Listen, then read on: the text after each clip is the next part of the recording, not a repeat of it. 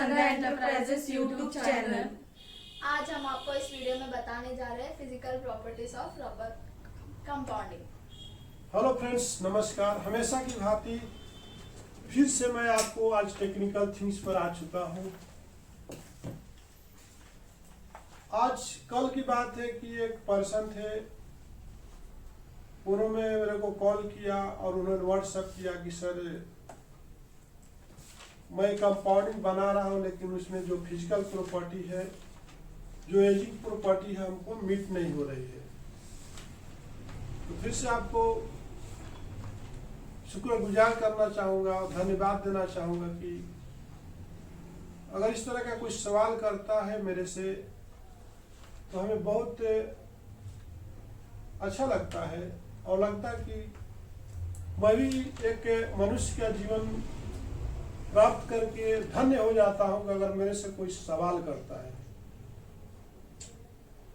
और मैं मिथिलेश चौधरी आपको एक चीज बता देना चाहता हूँ, चैलेंज को एक्सेप्ट करना मेरा हॉबी है, क्योंकि मैं जो है कंफर्टेबल जोन में रहने वाला पर्सन नहीं हूँ। और अभी तक लाइफ में जितना भी काम किया हूँ चैलेंज के साथ करता हूँ और चैलेंज लेना मेरा हॉबी है। तो इसी चैलेंज के साथ मैं भी YouTube के माध्यम से जितने भी इंडस्ट्री वाले हैं उनको एक अच्छा कंपाउंडिंग के बारे में ट्रेंड नहीं कर दिया तो मेरा भी नाम मिथिलेश चौधरी नहीं। आप इस तरह से क्वेश्चन करते रहिए और हमसे आप जवाब लेते रहिए। अभी तक काफी लोगों को मैंने हेल्प किया है और काफी लोग अपने प्रोडक्ट को बनाने में सक्सेस रहे हैं। आज के कई साल पहले मैंने काफी कंपनियों में कंसल्टेंसी का भी काम किया था और आज तो मेरा खुद की इंडस्ट्री है। खुद मैं एक बिजनेस मैनेजर हूँ और खुद एक कंपनी का ओनर हूँ और इसके साथ साथ मेरा एक यूट्यूब चैनल है। अगर ये वीडियो आप देख रहे हो तो देखते हुए भी इसको देख करके स्किप मत किया करो, इसको शेयर करने की कोशिश करो, सब्सक्राइब करो।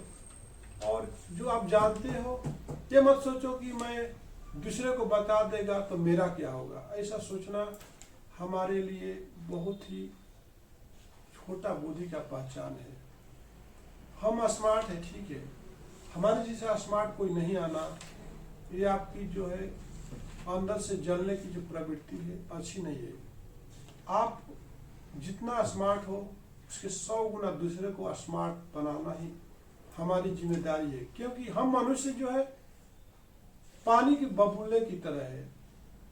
कब लटक जाओगे कब सटक जाओगे पता नहीं है। इसलिए जिंदगी मिली है तो एक दूसरे को एजुकेट करने के लिए मिली है, दूसरे को एक सही रास्ते पर दिखाने के लिए मिली है, एक गाइडेंस देने के लिए मिली है, ताकि लोग जो है पैसे को याद नहीं करते हैं, आपके नॉलेज को याद करते हैं। आपके जाने के बाद आपने देश के लिए क्या किया, जैसे अब्दुल कलाम को लोग याद करते हैं, जिसने गूगल बनाया, जिसने माइक्रोसॉफ्ट इंजीनियरिंग का काम किया, जिसने कंप्यूटर बनाया, जिसने फर्स्ट टाइम ट्रेन बनाया, जिसने फर्स्ट टाइम बल्ब बनाया। वो तो इस दुनिया में नहीं है, लेकिन जब जब लोगों को बल्ब की जरूरत पड़ती है तो उनको याद लोग करते हैं।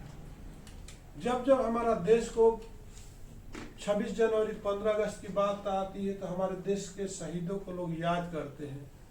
तो आप कीड़े मकोड़े की तरह जिंदगी क्यों बिताना चाहते हो? आप जिस फील्ड में हो उस फील्ड में कोशिश करो। मैं ये सलाह देना चाहता हूँ कि लोग पढ़ाई करते हैं और क्रिकेट खेलने जाते हैं, वॉलीबॉल खेलने जाते हैं या फुटबॉल खेलने जाते हैं, क्या उनके लिए सही है? मैं ऊपर वाले से पूछता हूँ कि उनको सद्बुद्धि दीजिए। जो आपने फोकस दिया है, जो आपको टारगेट है, वही फोकस करो ना। आप अकाउंटेंट बनना चाहते हो, क्रिकेट क्यों खेलने जाते हो, फुटबॉल क्यों खेलने जाते हो? उसी को क्यों नहीं अपने लाइफ में उतारते हो? एक्सरसाइज कर लीजिए, घर में वॉकिंग कर लीजिए। मेरा कहने के मतलब जो आप देखिए कि आप बनना चाहते हैं टीचर और जाके काम करते हो फर्नीचर का, बनना चाहते हो टीचर, काम करते हो फर्नीचर का, तो टीचर कैसे बन सकते हो? तो जो आपका फोकस है, जो आपका टारगेट है, उसी पर फोकस करो ना यार। आपका काम है बिजनेस में उतरना, तो आप बिजनेस के बारे में सोचो डेली, कैसे हम करेंगे, कैसे कोटेशन देगा और कैसे कस्टमर को तो जो इंसान का वर्क है उस पर फोकस करें तो बेहतर है। आप इंडस्ट्री लगाते हो, इंडस्ट्री पर फोकस नहीं करते हो, मेडिकल लगाते हो, मेडिकल पर फोकस ना कर किराना दुकान पे जाके बैठते हो, तो क्या आपका वो बिजनेस सक्सेस होगा? तो मेरा कहना मंथन करो यार, दूध तो गर्म कर दिए और उसमें जोरन थोड़ा सा खट्टा दही डाल दिए, दही क्या मक्खन अपने आप निकल जाएगा? निकल जाता क्या? उसको बहुत मंथना पड़ता है, घरर घरर घरर घरर घरर घरर, तब जाकर उसमें से मक्खन निकालते हैं। फिर मक्खन को गर्म करके फिर इसको घी निकाला जाता है। बात समझ में?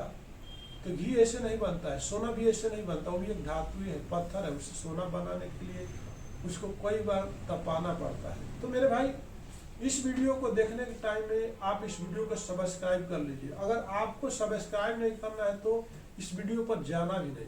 मैं आपको वार्निंग दे रहा हूँ कि ये कोई मामूली वीडियो नहीं है, ये बहुत नॉलेजेबल वीडियो है। इसको सीखने के लिए लोगों ने, हम जैसे लोगों ने लाखों रुपया खर्चा करके पढ़ाई करके सीखा है और आपको फ्री में बता रहे हैं। तो उनका है कि उनको जो नेचुरल रबर में कंपाउंड चाहिए, हार्डनेस जो है उनको 60 चाहिए। लिखिए, हार्डनेस 60 चाहिए और टेंसाइल प्रॉपर्टी 20 मेगापास्कल चाहिए। इलोंगेशन और ब्रेक उनको चाहिए 400%। और फिजिकल प्रॉपर्टी की बात करते हैं तो at the 70 degree temperature after 72 hours will come change in tensile maximum 15%, change in elongation is a maximum 20%. So today explain how to design and how to design compounding and how to design recipe for this property. ये property आने के लिए कैसे design करना है, तो आपको मैं बता देता हूं कि जैसे कि आपने ले लीजिए कि 100 PHR ले लीजिए, आप 100 PHR पॉलीमर ले लीजिए नेचुरल रबर, इसके बाद जिंक ऑक्साइड 5 PHR ले लीजिए, इसके बाद स्टेरिक एसिड 1 से 1.5 PHR ले लीजिए, राइट, 1 से 1.5 PHR ले लिया आपने। इसके बाद आप जाइए एंटीऑक्सीडेंट, एंटी डिग्रेडेंट, एंटीऑक्सीडेंट। तो एंटीऑक्सीडेंट, एंटीओजेनेंट, एंटीऑक्सीडेंट क्या है, तो आप ले लीजिए JDC ले लीजिए 1 PHR, TDQ ले लीजिए 402020 ले लीजिए, ये पूरा आपका जो है एंटीऑक्सीडेंट है। और भी आपको ऑक्सीडेंट चाहिए तो आपको उसमें थोड़ा 0.2% PHR पैराफिन वैक्स ले लीजिए, आपने लिखते जाओ 0.2 PHR लीजिए, पैराफिन वैक्स ले लीजिए। इसके बाद आप उसमें कार्बन ले लीजिए, कार्बन 220 ले सकते हैं, नहीं तो कार्बन 330 ले सकते हैं। और उससे भी बेहतर प्रॉपर्टी चाहिए तो कार्बन 110 ले लीजिए। ले लिए, वो कितना लेना, 20 से 25 PHR ले लीजिए। ले लिया आपने ले लिया कार्बन। इसके बाद आप जो है एक 5 PHR प्रोसेसिंग ऑयल ले लीजिए, 710 प्रोसेसिंग ऑयल, कितना ले लीजिए, 5 PHR। 5 HPR लेने के बाद आपको बेहतर से बेहतर आपको फिजिकल प्रॉपर्टी आपने रीडिंग चाहिए तो आप 1 PHR MOR ले लीजिए। MOR नहीं है तो CBS ले लीजिए उसके जगह पे, और CBS भी नहीं है तो आप जो है MBTS ले लीजिए। ले लिया आपने, MBTS ले लिया आपने। इसके बाद आपको 0.1 PHR जो है आपको TMT ले लीजिए, कितना ले लीजिए, 0.1 PHR TMT ले लीजिए।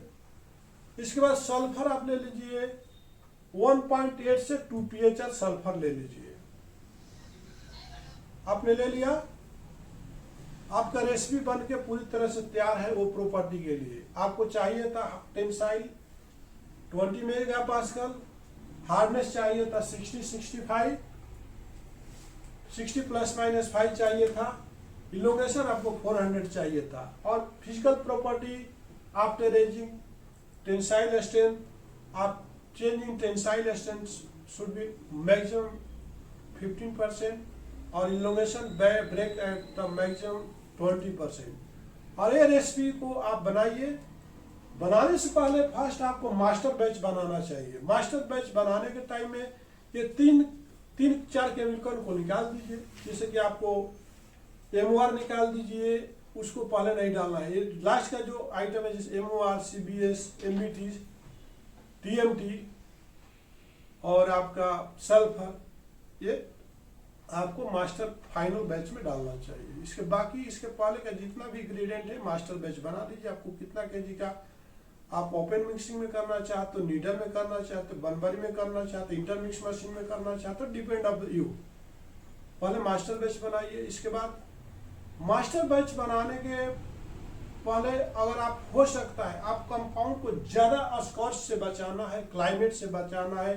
अगर आपके पास स्टोरेज का कोल्ड चेम्बर नहीं है तो आप उसमें PVI गार्ड डालना मत भूलिए। PVI गार्ड लिख लीजिए। PVI गार्ड जो है आपको 0.1 PHR डाल दीजिए।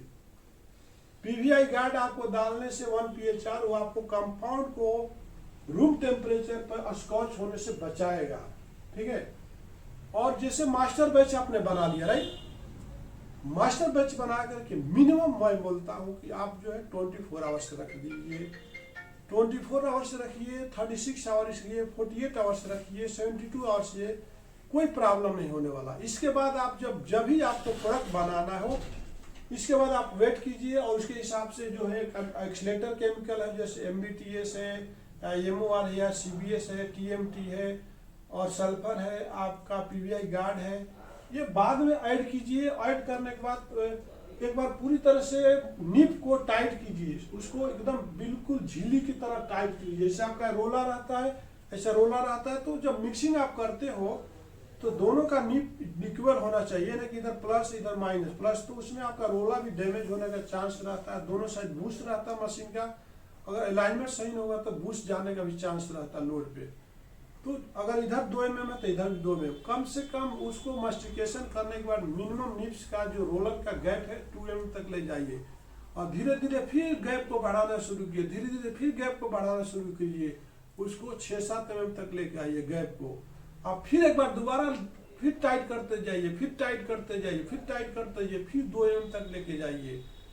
और ये प्रोसेस 2 बार करने के बाद फिर आप जितना थिकनेस में आपको निकालना है आप उसको निकाल लीजिए। और निकालने के बाद उसको कूलिंग करने के बाद आपको मोल्डिंग बनाना है, बेरिंग बनाना है, जो भी बनाना है, जो भी प्रोडक्ट बनाना है मोल्ड के अंदर डालिए और वो प्रोडक्ट को निकालिए। अगर ये वीडियो आपको पसंद आए तो लाइक कीजिए, सब्सक्राइब कीजिए और काफ़ी लोगों को शेयर करिए। नमस्कार, धन्यवाद।